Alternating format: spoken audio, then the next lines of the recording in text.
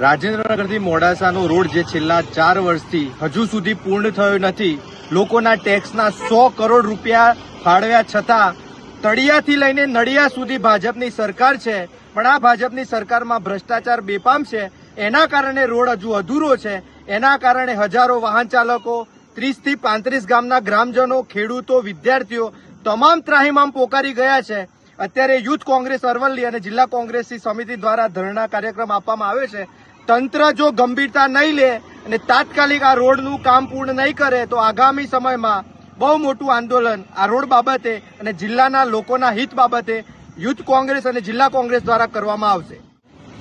આજે મોડાસા રાજેન્દ્રનગર જતો રોડ છેલ્લા 4 વર્ષથી આનું કામ ચાલી રહ્યું છે. આ રોડનું કામ એટલું મંદ ગતિએ ચાલુ રહ્યું છે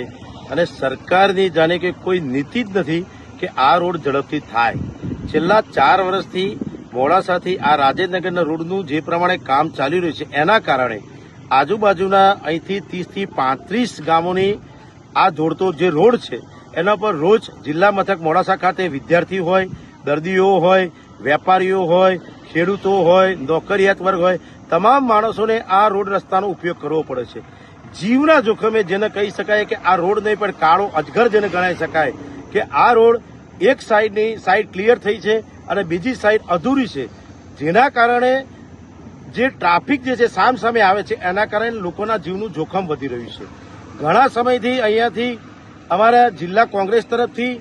અને અન્ય સંગઠનો દ્વારા પણ ગામડાના લોકો દ્વારા પણ આંદોલનો કરવા સરકાર સમક્ષ આની રજૂઆત કરવામાં આવી, છતાંય આજ દિન સુધી આ તંત્રની આંખ અને કાન ખુલતા નથી. જે કંઈ સરકારી મંજૂરી લાવવાની હોય નીચેથી લગાવીને ઉપર સુધી જ્યારે એમની સરકાર હોય અને આજ દિન સુધી આ રોડ ના થઈ શકતો હોય તો તમે વિચારી શકો છો જે રાહદારીઓ વાહન ચાલકો જે અહીંયાથી રસ્તા ઉપર પોતાના વાહનો લઈને જતા હોય ત્યારે એમના વાહનોની જે દુર્દશા થાય છે, જીવનું જોખમ આજે મુકાઈ જાય છે,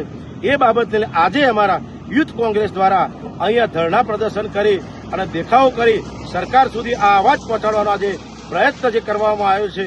એ સાથે અમારા તમામ યુથ કોંગ્રેસ અને જિલ્લા કોંગ્રેસ સમિતિના આગેવાનોએ